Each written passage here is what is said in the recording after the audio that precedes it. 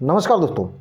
कोई भी अपराध, कोई भी घटना अगर होती है तो उसकी समय से सूचना संबंधित थाने पर देनी चाहिए ताकि समय से कार्रवाई हो सके। क्योंकि जो कार्रवाइयाँ विलम्ब से होती हैं वह विश्वसनीय नहीं रह जाती हैं। लेकिन फिर भी कुछ ऐसी घटनाएं होती हैं जिनका आपको समय से पता ही ना चले, तो ऐसी सिचुएशन में आप समय से सूचना कैसे देंगे? 156(3) सीआरपीसी का प्रार्थना पत्र अगर मान लीजिए कोई घटना हुई थी, उसके 1 साल या 2 साल बाद आप देते हैं, तो क्या उस सिचुएशन में वह प्रार्थना पत्र मेंटेनेबल होगा? कोर्ट उसे स्वीकार करेगी या क्या कोर्ट उसे रिजेक्ट कर देगी? क्या है इस संबंध में प्रावधान, आपको मैं बताने वाला हूं आज के इस वीडियो में। फ्रेंड्स, वैसे तो कोई भी घटना हो तो उसकी सडनली रिपोर्टिंग करवानी चाहिए। एफआईआर दर्ज करवाइए। एनसीआर का मैटर अगर है, नॉन कॉग्निजेबल ऑफेंस है, तो एनसीआर दर्ज करवाइए। कंप्लेंट का मैटर है तो कंप्लेंट दर्ज करवाइए। या एफआईआर नहीं दर्ज हो रही तो 156(3) सीआरपीसी में आप प्रार्थना पत्र दीजिए।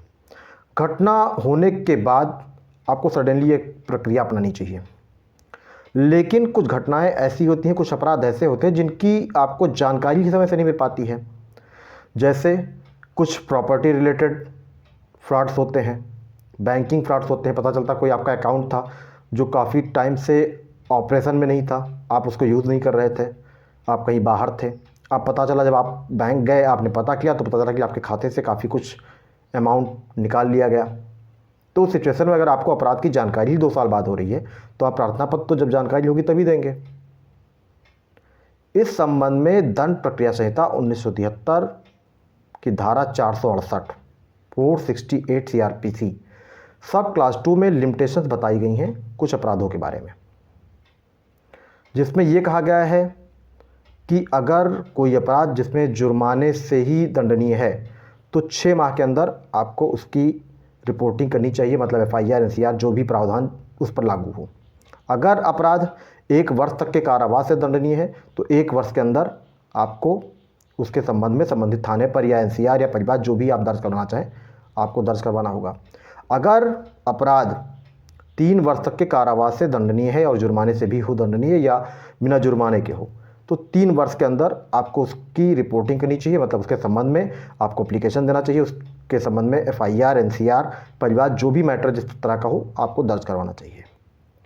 लेकिन अगर आपको घटना की जानकारी ही 3 साल बाद मिल रही है, 2 साल बाद मिल रही है, 6 महीने बाद मिल रही है, तो आप क्या करेंगे? तो विदिन आपको लिमिटेशन एप्लीकेशन के साथ प्रार्थना पत्र देना होगा।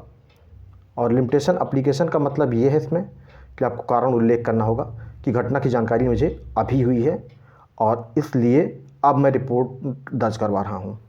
156(3) सीआरपीसी पर भी यही प्रावधान लागू होते हैं। मान लीजिए आपके साथ कोई अपराध हुआ, कोई ऐसी घटना हुई अब जिसके बारे में आपको जानकारी नहीं है। जैसे कि मैंने बताया कि बैंकिंग फ्रॉड है, प्रॉपर्टी रिलेटेड फ्रॉड हैं और भी कई इस तरह के फ्रॉड हैं जिनकी जानकारी कभी कभार समय से नहीं मिल पाती है। तो भाई, जब जानकारी ही हमें समय से नहीं मिली, काफ़ी लेट पर जब हमने उस पर ध्यान दिया तब हमें जानकारी मिली, तो जब जानकारी मिली तब हम रिपोर्टिंग करवाएंगे।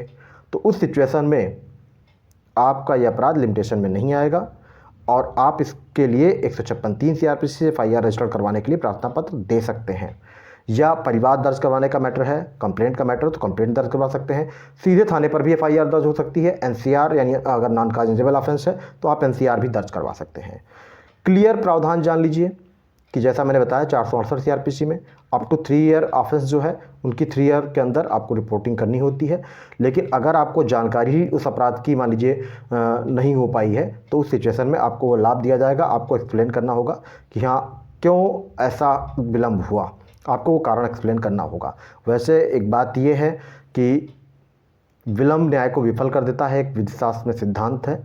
लेकिन कुछ मामलों में भाई जब हमें अगर अपराध की जानकारी नहीं हुई तो उस सिचुएशन में तो हमें यही करना होगा।